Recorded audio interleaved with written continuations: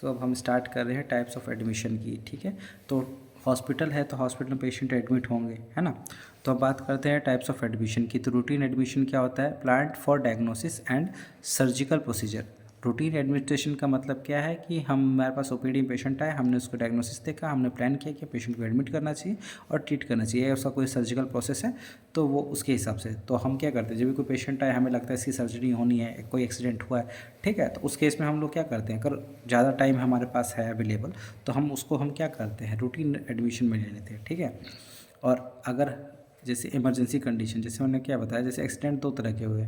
एक एक्सीडेंट हुआ, जैसे ट्रॉमा का केस आ गया, तुरंत उसको नीड चाहिए तो वो तुरंत हो गया। मान लो कि गांव में क्या होता है, कभी चोट लगी, पैर टूट गया, लोगों ने उस पर ध्यान नहीं दिया और 1-2 महीने के बाद हॉस्पिटल में लेके आ रहे हैं, ठीक है, तो आधी तो बोन वैसे जुड़ चुकी है तो वो बाद में प्रोसेस हो जाएगा, तो वो सर्जिकल प्रोसेस में बाद में चला जाएगा। या किसी को किडनी स्टोन है या गॉल ब्लैडर का कुछ प्रॉब्लम है, ठीक है, तो वो चला जाएगा बाद की जो सर्जिकल प्रोसेस है। लेकिन इमरजेंसी में क्या आ जाएगा, patient in admitted for sudden complaints.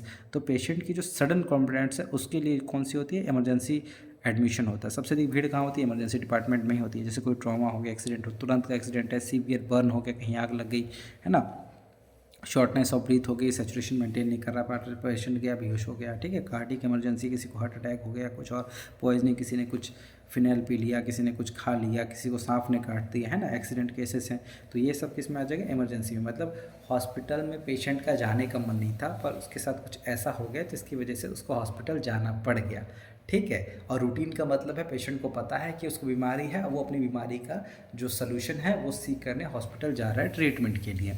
अब रेफरल या ट्रांसफ़र एडमिशन क्या होता है, जैसे आप कोई छोटा हॉस्पिटल है वहाँ पे वो सुविधा अवेलेबल नहीं है, ठीक है, वो ट्रीटमेंट अवेलेबल नहीं है, तो उस केस में क्या हो जाएगा, उसको रेफ़र करते हैं। मोस्टली क्या होता है, सीधे जो है प्राइमरी लेवल से सेकेंडरी लेवल, सेकेंडरी से टर्शरी पे पेशेंट को हम लोग क्या करते हैं, रेफ़र कर देते हैं। जैसे यहाँ यूपी में पेशेंट सारे रेफ़र होकर कहाँ आ जाएंगे, पहले तो अगर थोड़ा सा और विलेज एरिया तो बीएचयू जाएंगे, बीएचयू से फिर केजीएमयू, आरएमएल और पीजीआई। यहाँ का सबसे बड़ा हॉस्पिटल क्या है लखनऊ में, तो वो आ जाएगा आपका पीजीआई, है ना।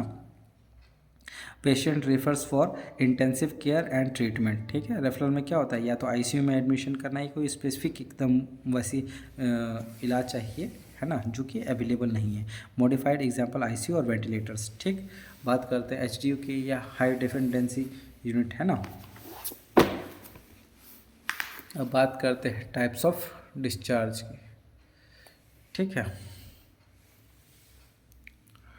हाँ, टाइप्स ऑफ डिस्चार्ज।